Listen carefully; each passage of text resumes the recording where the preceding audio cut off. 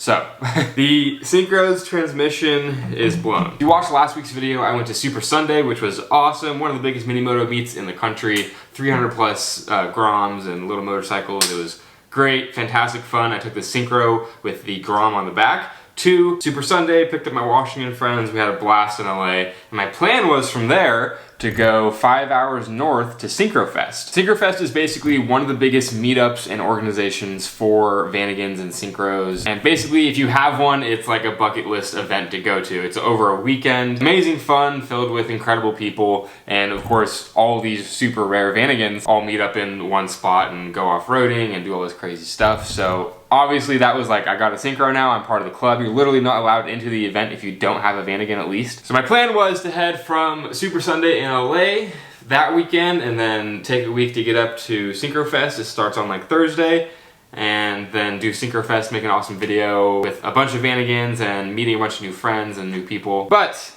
as it would go, I drive all the way up there with the Grom on the back, very, very excited to do Syncro Fest. And basically there's a loop that goes around the entire campsite, or the entire festival, I guess. And I put the van into low range to go around that loop just so I could go really slow. But as I was completing the loop, I hit a little rainage ditch. There was basically a little groove in the ground that had rain over it, and my transmission completely broke. I no longer had my lockout gears. So in the Vanagon and the Syncro, you press down and you go to the left and you have low range and then you have reverse. Those are your two lockout gears. I didn't have either. And the reason I bought this Syncro, out of all the ones that were available, one, the triple knob of course, but two, it had just been gone through with the transmission and differential, which is incredibly expensive on these. A basic rebuild starts at $4,000, going all the way up to $7,000 to $8,000, depending on the parts you have to replace and a whole bunch of factors. But it's a 40-year-old vehicle almost. The transmissions are incredibly hard to find, and you need someone who really knows what they're doing to rebuild them. And it's a transaxle, not just a transmission, so it's kind of more complicated. Immediately, I was kind of freaking out a little bit. Not only is one of the big factors I bought my Syncro because the transmissions had just been gone through by a reputable shop, but it's a big deal to break a transmission in one of these. It's a big process. I was, hundreds and hundreds of miles away from my garage. I had no idea how the Syncro was going to get back, how I was going to fix it, how I was going to get back, just a whole bunch of variables. And it was incredibly stressful, to be honest, and just a huge bummer. But I went around, eventually everyone pointed me out to a guy named Mike that works at Rancho Transaxles, and they're like, he's the best, he knows what he's doing, he's been doing it forever. So I start talking to him, and he basically tells me that more than likely a shaft within the transmission, I believe he said the pilot shaft, pilot gear shaft, one of those probably snapped, which was quite frankly not the news I wanted to hear. I then went into town, took the Grom into town because there was no service there, and started doing research on shipping and just figuring out all the different variables I had to figure out. And alongside with that, I texted the old owner and I told him I couldn't remember where the transmission got rebuilt, and I thought it had been rebuilt somewhere in Oregon or Washington. So I texted the old owner and I was like, hey, do you know if it has a warranty? Who rebuilt it? And I had completely forgotten that the old owner used to live in San Diego. And he tells me, he's like, there's no way the transmission blew up. I took it to the best guy, Mike at Rancho Transaxle. And in my head, I'm like, no way. Like, my mind was about to explode. I was like, that's absolutely crazy. I had completely forgot that he had gotten it rebuilt in SoCal. And the guy who had the Syncro before took great care of it, so he took it to the best guys for everything. And I was like, okay, that actually makes a lot of sense. So I hop on the Grom, run back to Syncro Fest. I go to Mike, and I'm like, bro, you're the one who rebuilt it. I'm like, how crazy is this? You're the guy who rebuilt my transmission. And essentially he said he had a feeling he had a bad batch of shafts a couple of years ago. Basically, alongside the reason that these transmissions are so expensive is parts are really hard to find. And back then, 3 years ago, whenever my transmission got rebuilt, they just didn't have pilot shafts. So Mike made his own. He basically fused I believe it was like two parts, like an old pinion and an old shaft, something like that, but he fused them together to make it work for a while. And he said he had a bad batch where the fuse went wrong. They didn't fuse together properly. And he made 7 of the bad shafts overall. 6 of them went into transmissions, and I got one of them. Most of them broke right away within a couple months of him giving the transmissions to his customers, and he, replaced under warranty, all that kind of stuff. Whenever you make your own parts, you gotta kind of cover it. But my transmission was basically parked in a barn right after it was rebuilt. So it never went through that process of snapping and then going back to Mike and getting rebuilt the proper way. I then bought it, put 10,000 miles on it, and then at Syncro Fest, it snapped, which was just crazy. But basically, I went to Mike and he's like, I had a feeling, I've had this happen in the past. I will totally cover it. I'll cover you. Just drop the transmission and bring it to my shop in Rancho, and I'm in Palm Springs, so Rancho is like 2 hours away from here. So luckily it wasn't too far. But I still had to figure out how to get the Syncro 400 miles back to Palm Springs. I could not drive it. Basically, the shaft was just sitting in there like this, and if I drove it and it fell into the transmission and went through all the gears, that's an incredible amount of money to rebuild, if you can even find the parts to rebuild it. So I couldn't drive it. Called U-Haul, they didn't have anything for me. Went through my insurance, they quoted me it was $4,000 to do it. AAA was kind of the same. I remember this guy, Top Shelf 240 on Instagram, does towing as like a side gig. Hit him up, he was like, I got you. We gave me a fantastic price. Like, I'll tow it down same day to Palm Springs from Hollister Hills, which is where Syncro Fest was at. And I was like, thank God. But he's like, I can't take you. You still have to figure out how to get down. I'm like, fair enough. I had the Grom on the back of the Syncro, and it was either about like a 17-hour bus ride, 15 to 20-hour plane ride, depending on what connecting flights I would get. I had to like fly to Salt Lake City and then to Palm Springs. It was just a crapshoot. Didn't want to do any of that. And I was like, I got the Grom. Why don't I just ride the Grom all the way down to SoCal? It will be a hell of an adventure. It'll be crazy miles on the Grom. At that time, I had about 800 miles on the Grom, and I would then be embarking on a journey that would be, including 600 miles total almost. So I'd be almost doubling the miles that I had on the Grom. And the Grom is not highway legal. It doesn't go on highways. It maxes out at like 65 pinned with a tailwind.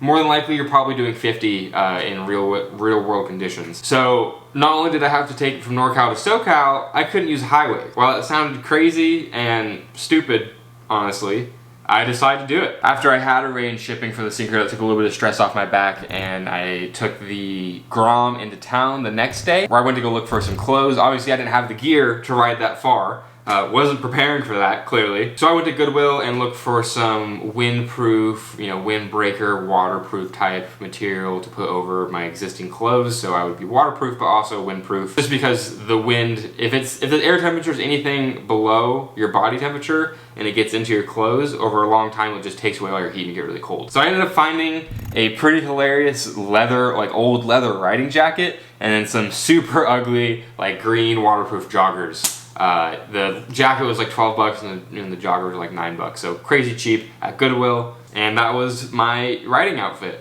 I look incredible. Sex appeal is through the roof. I go back to Syncro Fest, have a good of a time that I can with all the incredible stress on my shoulders at the time, and get ready for Sunday morning where the Syncro is getting picked up and my journey on the Grom begins. Alright, the van is ready to get towed. The bike is packed with everything I need, helmet, gloves, everything in my backpack, brand new jacket and pants. We'll see how this goes. It was like 5:30, 6 a.m. I get the Grom ready, and Top Shelf 240, the guy who's towing the Syncro, comes around, picks up the Syncro, got it super fast, and he was on his way almost immediately. And that kind of signified my very beginning of the Grom adventure. And it honestly started off pretty strong. I threw in my AirPods, got some music going, and got on the road. On Google Maps, you can actually set it to avoid highways. So I just put in Palm Springs, put on avoid highways, and set on my journey. The first couple hours went by pretty fast. One of the good things about riding a motorcycle is your mind is constantly going. It's like a computer looking at the worst possible scenarios, making sure you're staying safe, making sure you're not gonna crash. And because of that, your brain's hyperactive and it actually goes by pretty fast. So the first couple hours actually kind of breezed by. The riding gear actually made a huge difference. Like the leather jacket and the pants to break the wind made the riding way more comfortable. Like it was night and day just from wearing normal clothes to the actual riding gear. So the first couple hours breezed by, it was beautiful going down the roads. Made my first stop for gas and kind of did a little check-in. First, what are we at? 63 miles into the trip. I have used 0.7 gallons of gas, almost $5. and going pretty well. My ass hurts, but other than that, it's going good. Also been absolutely just eating bugs. My helmet is just covered in little guys. Yeah, gonna get some snacks in and continue on the road. Definitely tiring. I am already kind of exhausted. And then got on the road again. Of course, it was mainly just about grinding away the miles and grinding away the hours. So I took frequent breaks and had frequent snacks, oftentimes in the middle of farmland where there was literally no one around.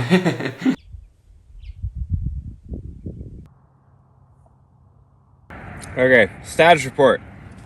Doing pretty good. I am 137 miles into the trip, and it's definitely hard. I see what people who do like long motorcycle trips call them like buns of steel, or all those kind of funny jokes about being able to ride and sit in this position for hours. It is not the same as sitting in a car. It is much less comfortable on every single level. My ears are also really starting to hurt. This exhaust is pretty loud and the air pressure is a little weird. I have AirPods in, but they're just not doing enough, so I might pick up some actual earplugs and put them in. Yeah, the Grom's absolutely killing it. I've been averaging like 52 miles an hour, which is not fast at all. That's like topped out fifth gear. I'm pinned full throttle and it's going 52. But yeah, the Grom's as slow as ever, but that's why we love it.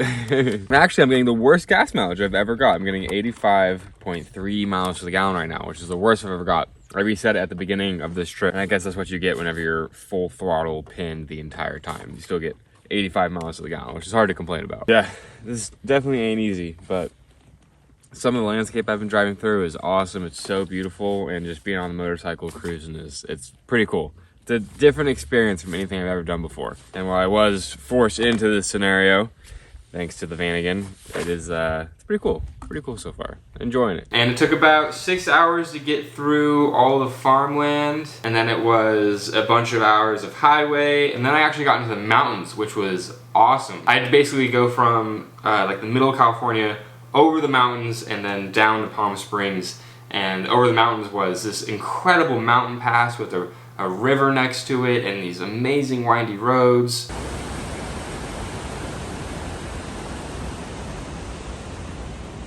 And then I came up, at the top of it was this beautiful lake, and it was like a reservoir, I believe, with the mountains in the background. And it was actually, by that point, I had actually started to really enjoy the journey. Syncro had, by then, been delivered in my garage, which was nice. Top shelf, he FaceTimed me, he's like, I'm putting it in the garage, here it's in the garage, he closed the garage, it was safe. So that was a big stress off my shoulders, and I just had to worry about getting myself home safely. And with that in mind, going through those mountains and those twisty turns, and my mood actually started to turn around. I was very, very stressed and very bummed at that point. But with the Syncro at home, safe in the garage, ready for me to take the transmission out and bring it over to Rancho, and knowing that Rancho is going to cover under warranty and I wasn't going to be thousands of dollars out that I wasn't expecting. The stress has melted away a little bit, and it was just me, a backpack, my new goofy ass riding clothes, and this little tiny slow Honda Grom in the middle of nowhere on this incredible adventure and journey. And honestly, it got almost a little euphoric at one point. I mean, I had just been cruising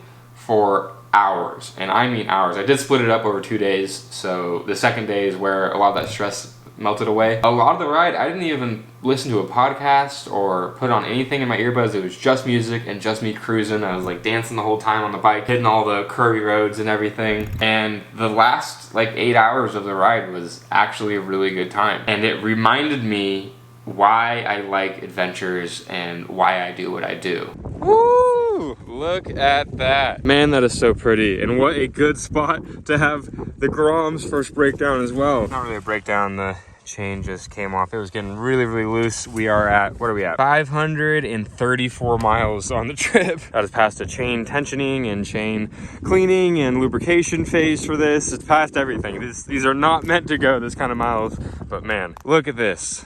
I'm about an hour away from home, so I have done the majority of the trip. 540 miles on the Grom is absolutely nuts.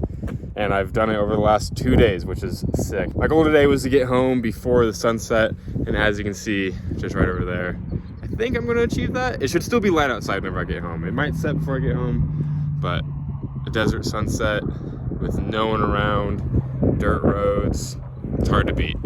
My ears are ringing, and I can barely hear anything, even with the AirPods in, and my ass, I think, is gonna be sore for the next couple weeks. But we're making it. After I went through the mountains and then I came down into the desert and then through the desert and started watching that sunset through that clip that you guys just saw. I did the last, it ended up being like an hour and a half home from the desert into Palm Springs.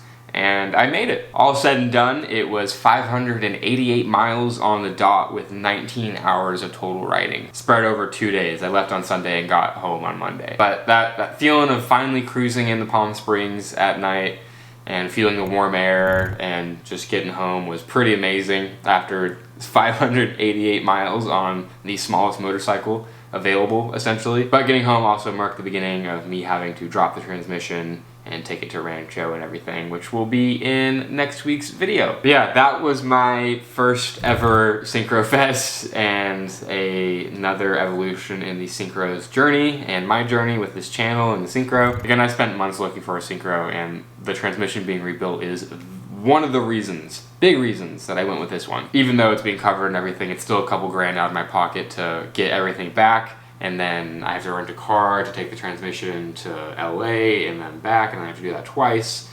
And just a bunch of stuff. Nonetheless, all my amateur hours of taking the transmission out and then putting it back in, hoping I don't break anything. But yeah, that will all be in next week's video. That'll be an adventure in and of itself of me dropping a transmission by myself with just my travel set of tools.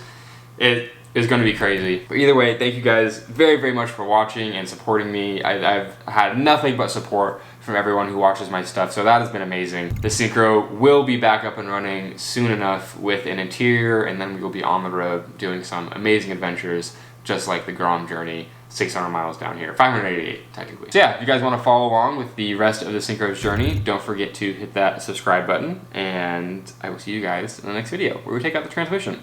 Thank you for watching.